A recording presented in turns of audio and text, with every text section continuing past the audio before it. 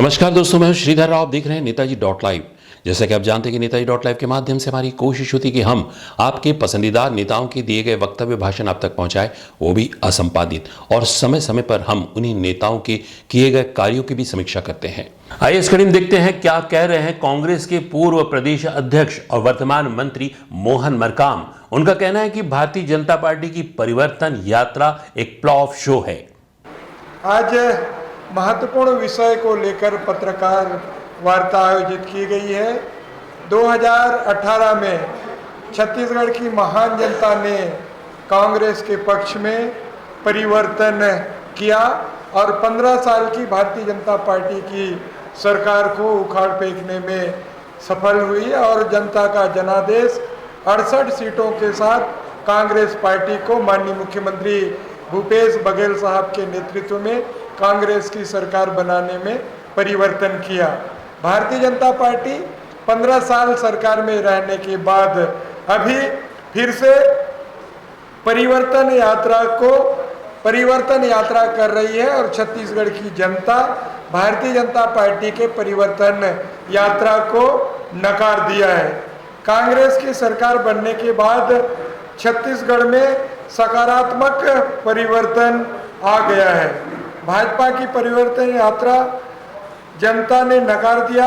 परिवर्तन यात्रा में भीड़ नहीं एकत्रित हो रही, परिवर्तन यात्रा में लोग नहीं आ रहे हैं, इसलिए माननीय गृह मंत्री अमित शाह भी दंतेवाड़ा में नहीं आए।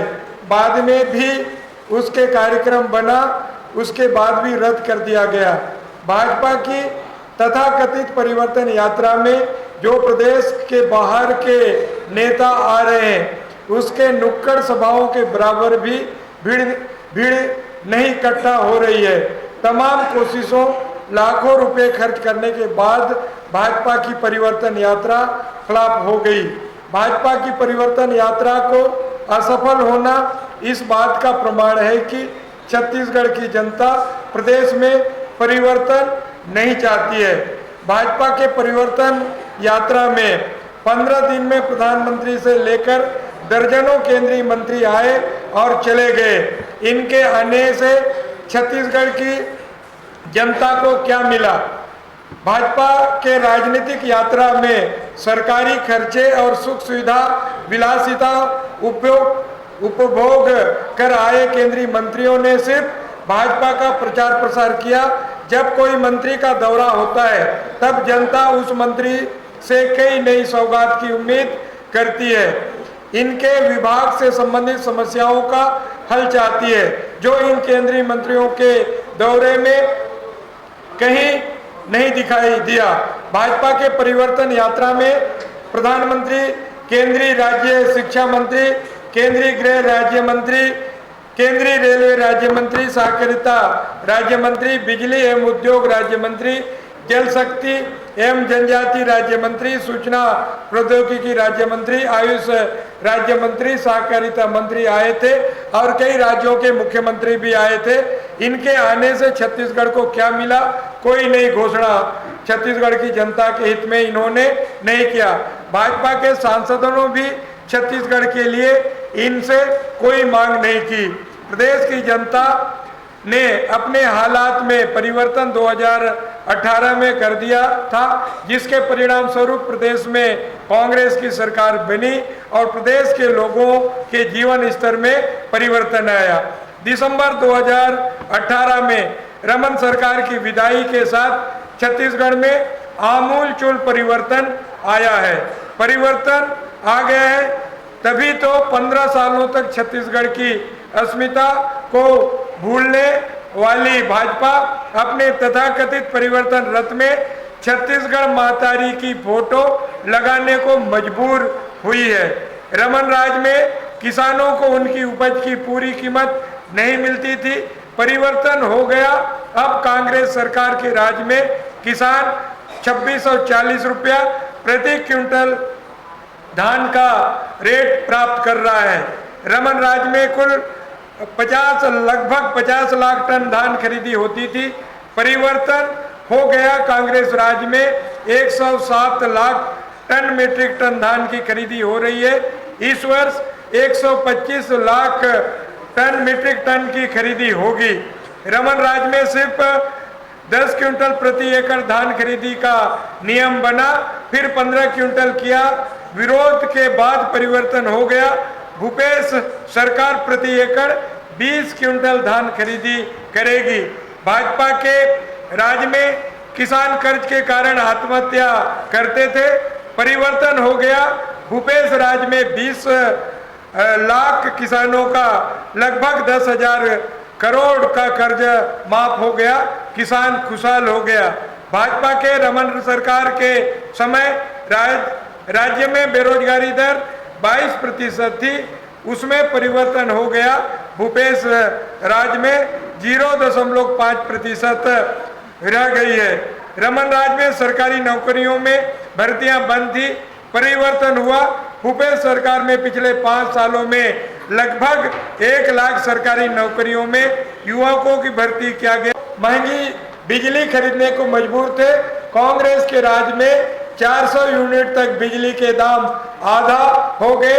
लगभग 42 लाख से अधिक लोगों को लगभग 4,000 करोड़ रुपए की राहत बिजली बिल में भूपेश सरकार ने दिया है।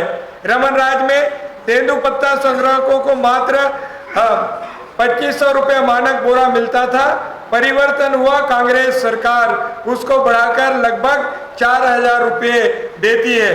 भाजपा शासन काल में 7 वनोपज की खरीदी समर्थन मूल्य में होती थी, परिवर्तन के बाद कांग्रेस सरकार में 67 वनोपज खरीदी हो रही है। भाजपा के राज में निरपराध आदिवासियों को जेलों में ठूस दिए जाते थे, फर्जी नक्सली बताकर। कांग्रेस सरकार ने 1,300 से अधिक लोगों को रिहा किया है। भाजपा सरकार लोगों की 5 डिसमिल तक जमीन की रजिस्ट्री नहीं होने देती थी, परिवर्तन हुआ। कांग्रेस ने सभी को उनके जमीनों को अपने अनुसार बेचने का अधिकार दिया। रमन राज में लोगों ने के मकान दुकानों को तोड़ने की धमकियां दी जाती थी, भया दोहन होता था, परिवर्तन हुआ। कांग्रेस की सरकार ने नियमितीकरण नियम लाकर लोगों को राहत दिया। रमन राज में छोटे व्यापारियों को हर साल गुमास्ता का नियमितीकरण करना पड़ता था, परिवर्तन हुआ। कांग्रेस सरकार में उसको आजीवन कर दिया। रमन राज्य में छोटे छोटे दस्तावेजों बनाने के लिए सरकारी ऑफिस के चक्कर काटना पड़ता था, परिवर्तन हुआ। कांग्रेस सरकार ने मितान योजना में दस्तावेज बनाकर घर पहुंचाया जाता है। रमन राज में नक्सली राजधानी रायपुर तक पहुंच गए थे, परिवर्तन हुआ। कांग्रेस राज में नक्सलवादी घटनाओं में 80% तक की कमी आई। भाजपा शासन काल में प्रदेश में 8 मेडिकल कॉलेज थे, परिवर्तन हुआ। भूपेश सरकार में 13 मेडिकल कॉलेज हो गए, 4 खुलने वाले हैं, परिवर्तन हुआ।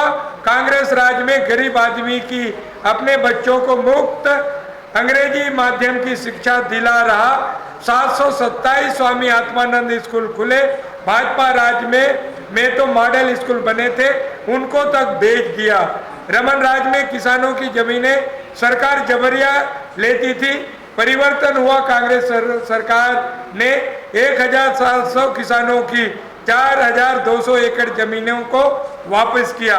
भाजपा राज में 15 सालों तक छत्तीसगढ़ के तीज त्योहारों संस्कृति को भुला दिया गया था। भूपेश राज में हालत बदले, अब तीज, पोरा, होली, आदिवासी दिवस, माता कर्मा जयंती मनाना शुरू हुआ। आदिवासी पर्व सम्मान निधि से अब स्थानीय मान्यताओं को संवारा जा रहा है।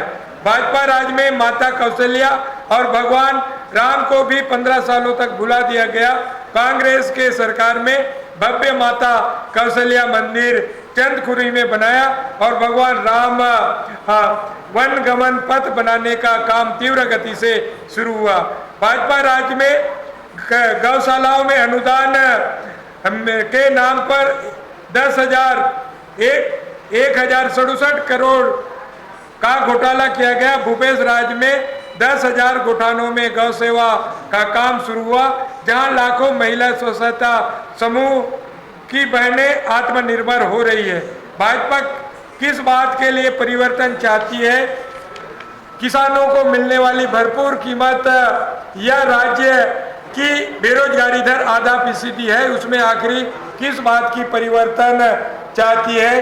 15 सालों तक भारतीय जनता पार्टी की सरकार होने के बाद छत्तीसगढ़ की अस्मिता, छत्तीसगढ़ की गौरवशाली परंपरा, रीति नीति परंपराओं को भुला दिया गया है। आज भारतीय जनता पार्टी को जो छत्तीसगढ़ी महतारी की याद आ रही है, जो कभी गेड़ी नहीं चढ़े थे, कभी भौरा नहीं खेले थे, वो भारतीय जनता पार्टी के नेता आज भौरा चलाना सीख रहे हैं, गेड़ी में चलाना सीख रहे हैं। छत्तीसगढ़ की जनता समझ रही है। छत्तीसगढ़ की माननीय मुख्यमंत्री भूपेश बघेल जी की सरकार में आने के बाद जिस ढंग से छत्तीसगढ़ की गौरवशाली परंपरा को आगे बढ़ाने का काम किया है, छत्तीसगढ़ की 2 करोड़ 80 लाख जनता के आत्मसम्मान की रक्षा की है, छत्तीसगढ़ की जो हमारी खान पान है उसको बढ़ाने का काम किया है।